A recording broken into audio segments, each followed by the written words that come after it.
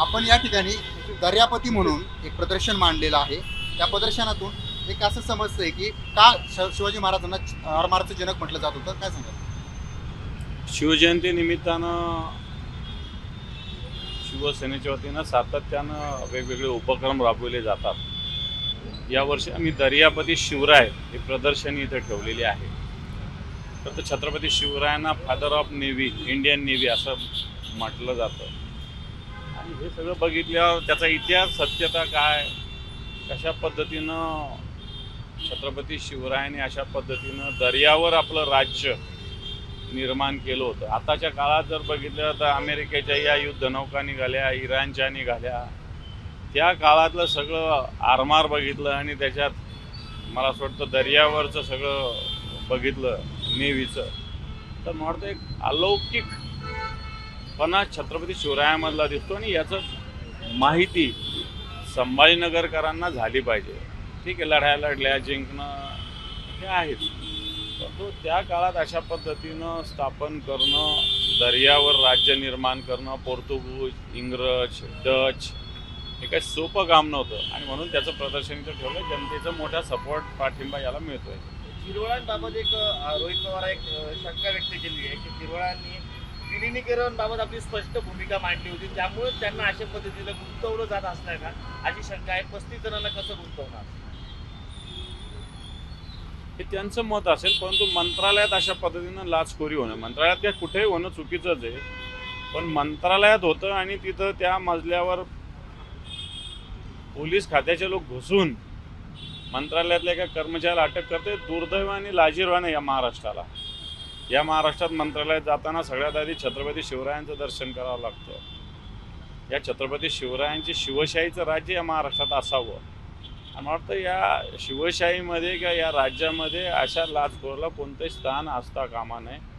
बाकी रोहित पवारचं काय मत असेल मला माहिती नाही, पण मंत्रालयातली झालेली लाचखोरी ही सहन केली नाही पाहिजे राज्य सरकारने, एवढं माझं मत. अजितदादांचं निधन झालं होतं, दुखवटा सुरू होता आणि त्याच दरम्यान 35-40 फायली ज्या आहे मंजूर करण्यात आली. एक गंभीर प्रकार समोर आलेला आहे.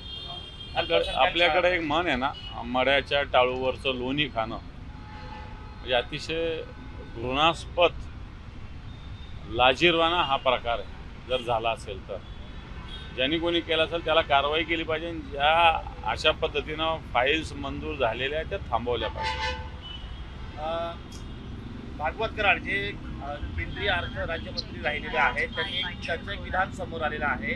जी एल&के कंपनी आहे, जी गुंतवणूक करते, ती भारताबाहेर, महाराष्ट्राबाहेर जाणार होती गुजरातला, मात्र त्यांच्या मुलाचं त्यामध्ये भागीदारी आहे म्हणून ती महाराष्ट्रात राहिलेली. या वक्तव्याकडे कसं पाहतो? सल्ला देईल मी त्यांना, जेवढ्या गुजरातमध्ये कंपनी गेल्या, या सगळ्या कंपन्यात आता स्वतःच्या मुलाला सल्लागार करा, म्हणजे सगळ्या कंपन्या इकडे येतील. तरी लक्ष वाटतं तुम्हाला? तथ्य दोन प्रकारच्या गोष्टी याच्यात मानता येईल की हा धंदा झाला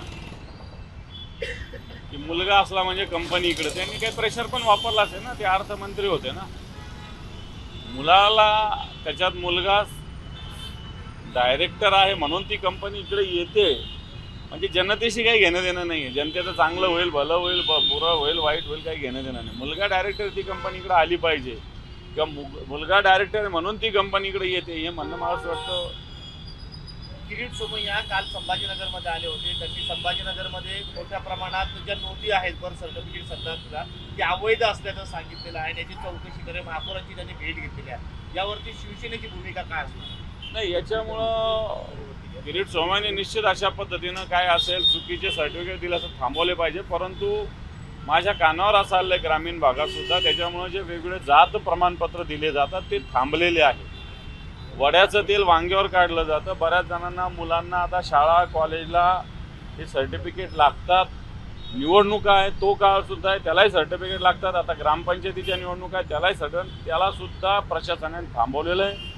किरीट सोमय्याच्या म्हणण्याचं तथ्य तपासा, काही हरकत नाही, परंतु थांबवू नका.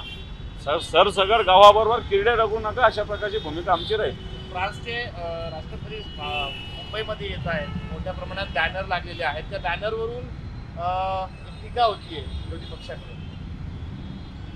मला असं वाटतं विदेशात गेल्यावर असे कोणतेच बॅनर लागत नाही. मी कित्येक विदेशात जाऊन आलेलो आहे. मला तर हे ओंगाळवानं प्रदर्शन असतं, बॅनर पोस्टर, ते ओंगाळवानं तेही फ्रान्ससारख्या देशाच्या प्रमुखासमोर. आता ते विलिनीकरणासंदर्भात बऱ्याचदा अजितदादा भेटायला आलेले होते आणि त्या संदर्भात CCTV देखील आहेत असं 17 ते 18 वेळेस ते भेटायला जयंत पवारांच्या घरी आले होते. जयंत पवारांच्या घरासमोर लोढा नावाची व्यक्ती राहतात, त्यांच्या CCTV मध्ये सर्व पुरावे आहेत, ते तपासावे. ते 17 ते 18 वेळेस आले होते. म्हणजे ज्यांना विलिनीकरण नकोय अशी लोक घोडा गाडतायत.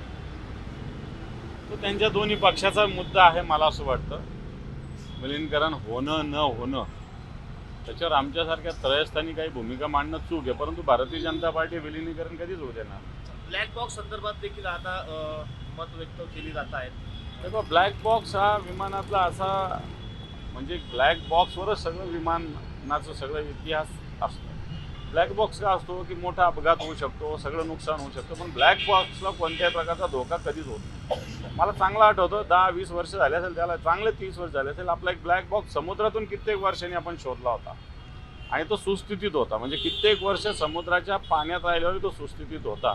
ब्लॅक बॉक्स सुस्थितीतच असला पाहिजे. तो बंद पडला म्हणजे संशयाला जागा आहे. तर विमान अपघाताचा जो तपास ब्युरो आहे त्यांच्याकडून एक निवेदन जारी करण्यात आलेलं आहे. त्यांचं म्हणणं असं आलं आहे की अजित पवारांच्या विमानात 2 रेकॉर्डर होते. बराच वेळ आगीत जाळल्यामुळे रेकॉर्डरचं नुकसान झालं आहे. त्यापैकी L3 कंपनीचा जो संभाषणाचा डेटा आहे तो मिळवण्यात यश आलेलं आहे. कोणतंही जळून काही होऊन त्याला काही होत नसतं. मला असं वाटतं जे कोणते आहे विमानातले ब्लॅक बॉक्स ते होतच नसतं. कंपनी सांगत असेल ते खोटं आहे. टिपू सुलतानच्या विषयावरून भाजपनं सत्ताळ्यांना खूप टार्गेट केलंय. हे प्रकरण गाजते. आता टिपू सुलतान पुन्हा एकदा हा विषय गाजू लागलाय. भारतीय जनतेला काही कामधंदे नाही, पण हे असे विषय काय काढले जातात? विकास करायचा नाही ना, हेच धंदे करायचे ना देशात राज्यात. शेतकऱ्यांच्या विषयी बोललं पाहिजे, बेरोजगारीविषयी बोललं पाहिजे, महागाईविषयी बोललं पाहिजे, सरकार काय विकास करतं त्याच्याविषयी बोललं पाहिजे, राज्याच्या आर्थिक स्थितीविषयी बोललं पाहिजे. काय करायला टिपू असेल कोण तर त्याला टिपूला फाशी द्या ना. तुमचे लोक नगरसेवक लोक रस्त्याला नाम देतात टिपून, मग त्याला पण फासावर चढवा. सबकायला काय तुमच्या लोकांना तुमच्या लोकांची जीभ कापा ना जरा, नाही तर हात कापा सही केली असेल त्याच्यावर.